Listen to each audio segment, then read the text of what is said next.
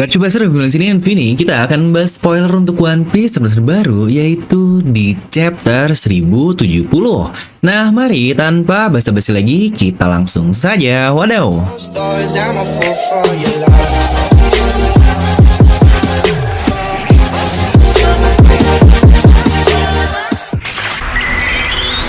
Nah, seperti biasa, sebelum lanjut video, jangan lupa untuk subscribe dan juga nyalakan bel notifikasinya ya. Karena kalian tidak akan tertinggal informasi menarik seputar One Piece hanya di channel Devil Know Me. Pastikan sebelum kalian komen, kalian tonton video sampai habis agar tidak ada informasi yang miss dan juga setengah-setengah. Oke, setelah libur 1 minggu kemarin nih, dimana ternyata banyak sekali informasi-informasi baru yang kita dapatkan selain spoiler kali ini yang berhubungan dengan One Piece. Tapi ya, untuk kali ini kita akan bahas spoiler terlebih dahulu, dimana untuk Jam Pesta ada hal yang sangat menarik sekali yang udah katakan di acara tersebut, tapi akan kita bahas di video terpisah. Oke, jadi untuk chapter 1070 kali ini akan berjudul Strongest Human. Ya benar, manusia terkuat. Udah kayak judul lagu dari Tulus aja nih. Dimana cover story kali ini masih lanjutan dari chapter sebelumnya yang kita melihat anggota Mance di flashback dahulu. Benar, chapter lalu diperlihatkan kapal hadiah dari Duveld dan sekarang di sini kita melihat kelima ilmuwan yang berkumpul untuk kemanusiaan dan dunia. Anjay banget. Yang cukup clear lah ya, untuk orang-orangnya kita semua sudah tahu. Mulai dari Vegapunk, Caesar, Judge, dan Queen juga. Tapi itu cuma 4 ya. Katanya ada 5 ilmuwan di sini, ya karena ternyata ada satu ilmuwan lagi dan dia adalah seorang wanita. Ilmuwan wanita guys, akhirnya kita diperlihatkan. Yang mencurigakan, siapakah sosok ini? Karena kita belum pernah melihat satupun ilmuwan wanita yang udah diperlihatkan di dunia One Piece ini. Apa jangan-jangan dia adalah Stussy? Makanya dia tahu banyak sekali tentang Pulau Egghead. Karena dulunya dia adalah mantan rekan dari Dr. Vegapunk juga. Dan bukankah kita juga tahu jika Stussy ini kenal cukup dekat dengan Duveld dan sepertinya mereka ada hubungan di masa lalu, yang apakah jangan-jangan ilmuwan tersebut adalah Stussy ini yang wah ini semakin menarik nih. Tapi lagi-lagi karena kita masih spoiler, kita masih belum mendapatkan gambarnya, jadi kita harus nunggu versi scanlationnya seperti biasa dan kita akan langsung masuk ke isi dari spoiler kali ini. Di mana dikatakan di chapter ini pertarungan Luffy versus Lucci masih terus berlanjut. Yang untuk hal ini jelas lah ya, yang kita juga sempat diliatin leak raw-nya spoiler chapter 1070 saat Jam Pesta lalu. Ingat leak spoiler atau gambar yang kita lihat kemarin itulah saat Luffy versus Lucci itu adalah real dari Shueisha-nya atau dari majalahnya, atau mungkin secara langsung bisa kita bilang dari Oda Sensei, dan bukan dari leaker yang seperti biasa kita lihat lah di hari Rabu seperti biasa. Jadi untuk klik gambar yang kita lihat ini adalah gambar resmi yang ditampilkan oleh pihak Shueisha sana. Dimana seperti yang sudah kita katakan juga, jelas lah ya untuk Luffy ini sudah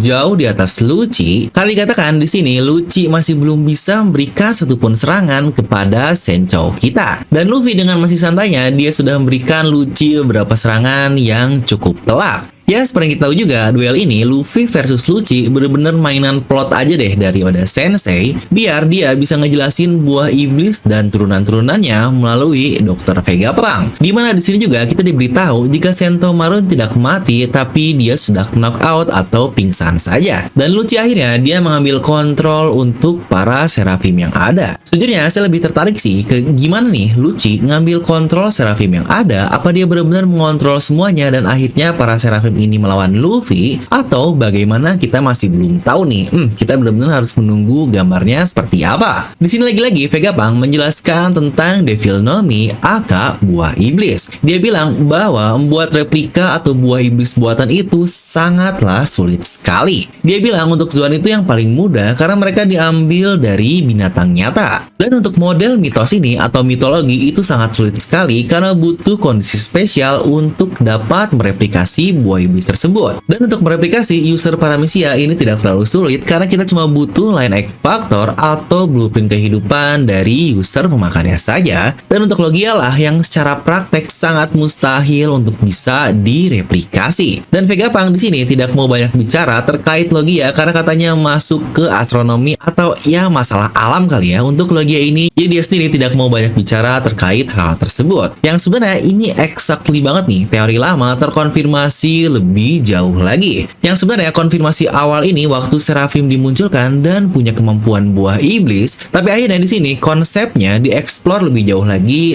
oleh Dr. Vegapunk. Nah, di sini mari kita akan bahas dikit yuk terkait Devil Nami ini yang dikatakan oleh Dr. Vegapunk. Untuk Zoan, jelas lah ya, dia yang paling muda karena kita semua tahu binatang ada di mana-mana dan tinggal diambil DNA-nya saja lalu diekstrak lah. Yang contoh jelasnya bisa kita lihat dari Set dan Smile milik Caesar yang diambil dan ekstrak dari binatang yang ada dan jadilah para gifters milik Kaido. Yang sejujurnya dari penjelasan Vegapunk makin jelas juga ya kenapa gifters ini banyak yang cacat alias bentukannya sangat-sangat random sekali. Karena ya memang sesulit itulah untuk menciptakan buah iblis tersebut.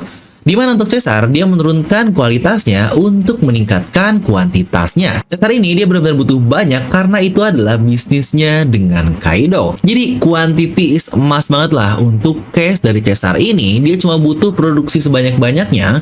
Masalah hasil bagus atau enggak itu urusan belakangan. Toh konsumennya juga hanya seorang bajak laut yang banyak kroco-kroco juga kan yang memakan buah iblis tersebut. Dan untuk Vegapunk memang dia lebih spesifik dan hasilnya pun jelas lah pasti bakal lebih baik karena dia fokus di kualitasnya. Tapi untuk kekurangannya cukup jelas, jika fokus ke kualitas pasti butuh waktu yang lebih lama untuk penyempurnaan dan orang yang memakannya pun harus diseleksi dengan sangat baik. Yang akhirnya mereka memilih para Seraphim untuk memakan buah iblis tersebut. Dan untuk case dari Mythical Zoan pun untuk Momonosuke dia bilang sangat sulit sekali kan karena butuh kondisi spesial yang tadi dia katakan. Yang saya sendiri yakin itu adalah butuh blueprint kehidupan atau DNA dari pemakan Mythical Zoan-nya yang tidak bisa asal-asalan lah bikin hewan mythical biasa, tapi butuh orang asli yang memakan Mythical Zoan tersebut. Dan contohnya sangat clear sekali, Uo dari Momonosuke pemakan langsungnya adalah Kaido. Jadi ini sebenarnya konsepnya mirip kayak Paramecia tadi mengambil DNA dari usernya dan akhirnya diekstrak ke buah iblis buatan. Tapi dari tingkat difficulty atau kesusahan kayaknya Paramecia ini masih lebih mudah ya. Toh dia bisa mempunyai buah iblis dari Snorping di Seraphim Jinbei yang kalau kita hitung untuk timelinenya, Snorping ini baru ditangkap sekitar 1-2 bulan lalu setelah kekalahan di Dressrosa yang berarti cukup cepat. Sedangkan mitologi tadi, Kaido dan Momonosuke udah dijelaskan oleh Vegapunk,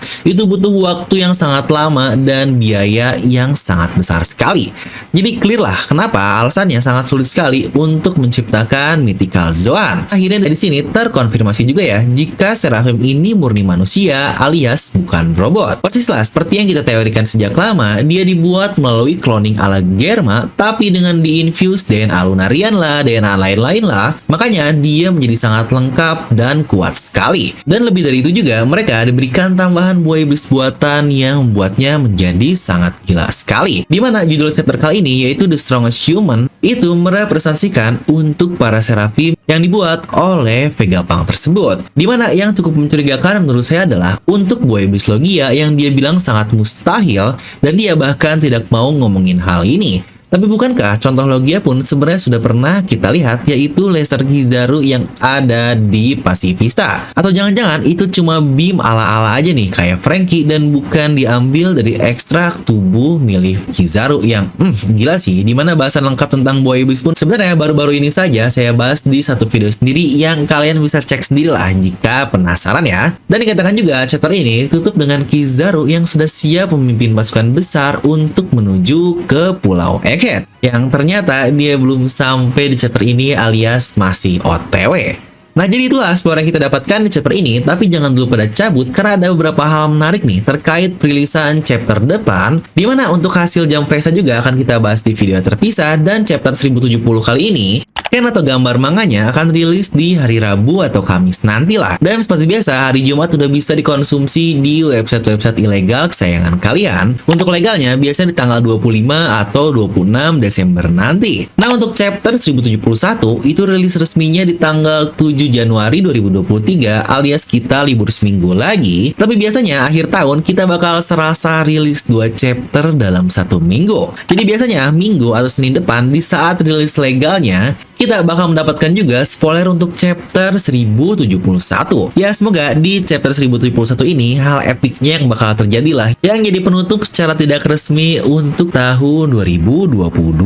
Ya, apa mungkin bahasan prediksi kita kemarin-kemarin akhirnya terkonfirmasi di chapter 1071 nanti. Yang sebenarnya saya lebih penasaran dengan Zoro nih. Aduh, Zoro udah lama banget ngilang nih beberapa chapter di saat kita diperlihatkan hal epic di dua tim lainnya, Sanji dan tim Luffy. Oke, jadi itulah video untuk spoiler kali ini. Buat kalian yang merasa terhibur dengan video ini, kalian bisa apresiasi channel ini Devillamy dengan klik super thanks di bawah video ya. Nah, sebelum itu juga kali ini ada promo menarik loh dari The Kings. Anjay, The Kings banget.